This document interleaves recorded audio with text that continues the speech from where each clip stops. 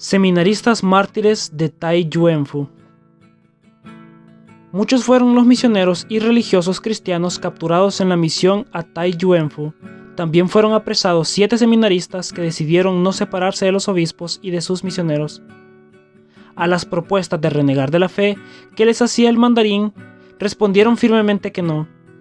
También los obispos y los misioneros los exhortaron a ponerse a salvo, pero ellos les suplicaron que los dejaran participar de la gloria del martirio. Los seminaristas mártires, por razones ajenas a su voluntad, fueron solo 5.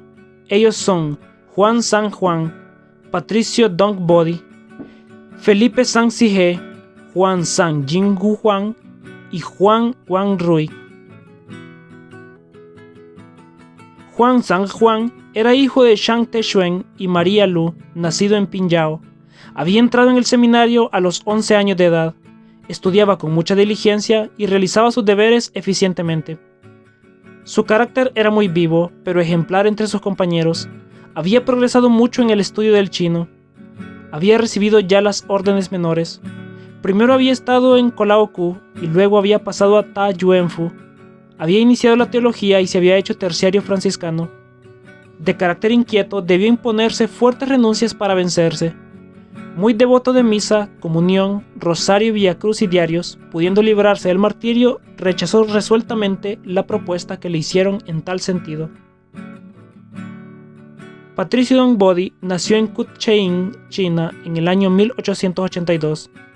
Tenía 12 años cuando fue aceptado en el seminario menor de Tong El Kou.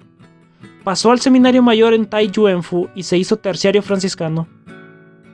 El obispo Francisco Fogoya fue su rector y quien lo premió por su bondad, escogiéndolo como compañero de viaje a Italia con ocasión de la Exposición Misionera Mundial de Turín de 1898. Con él y otros chinos fue a Francia, Bélgica e Inglaterra, dejando en todas partes óptimas impresiones de alma santa y privilegiada. A su regreso de Italia expresó su gran deseo de hacerse hermano menor. Estando a punto de entrar al noviciado, se desencadenó la persecución religiosa de los Boxers. De Patricio se cuenta una anécdota.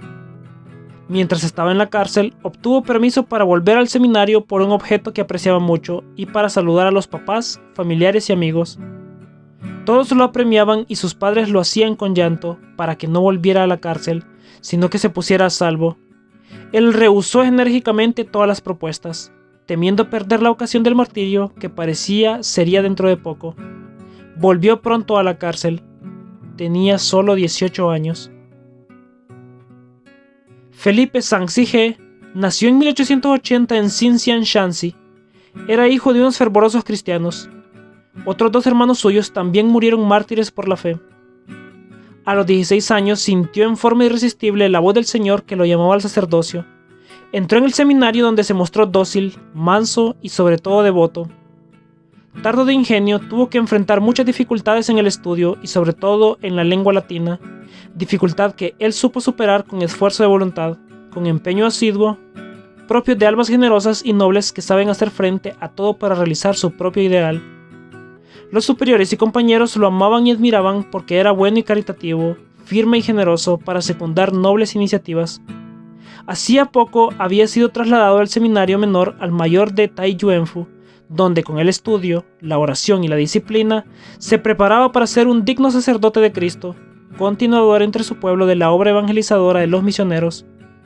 Se hizo terciario franciscano, y la espiritualidad franciscana le ayudó mucho en la elevación de su alma a Dios. La persecución de Yosien le dio la oportunidad de dar su vida por Cristo de acuerdo con sus anhelos y plegarias. Sereno y decidido subió a su Calvario, donde fue decapitado cuando apenas tenía 20 años el 9 de julio del año 1900. Un compañero de seminario que no tuvo la misma suerte trazó de él esta descripción. Felipe, de índole buena, era cordial y gentil con todos. Calmado y pacífico, observaba escrupulosamente el reglamento del seminario. Amaba la oración, el estudio, la meditación y era muy devoto. Juan San Jinguang era el primogénito entre 5 hermanos, hijo de Simón y Ana Wu, fervientes católicos. Siendo niño todavía murieron sus padres.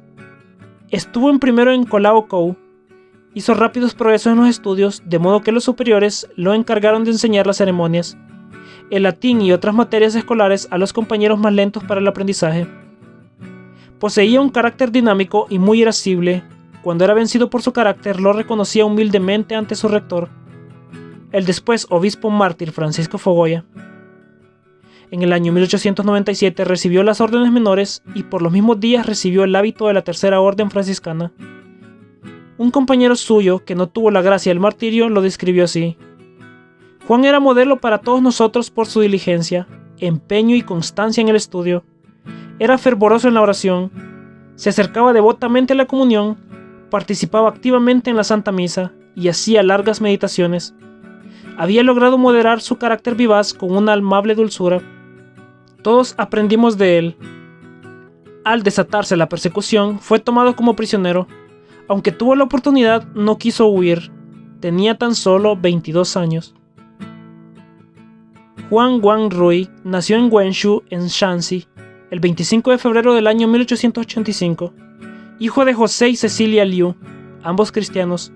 Su padre era presidente de la comunidad cristiana del lugar. Juan recibió una buena formación religiosa, a la cual sirvió de apoyo su índole jovial, inquieta y resuelta. Desde joven fue atraído por las cosas espirituales. A los 10 años entró en el seminario. En 1897 fue escogido con otros 4 compañeros para ir a Italia para participar en la Exposición Mundial de Turín, de donde regresaron en 1899. Juan es el mártir más joven de los seminaristas. Apreciado por su piedad y su carácter amable y jovial, era el Benjamín del seminario.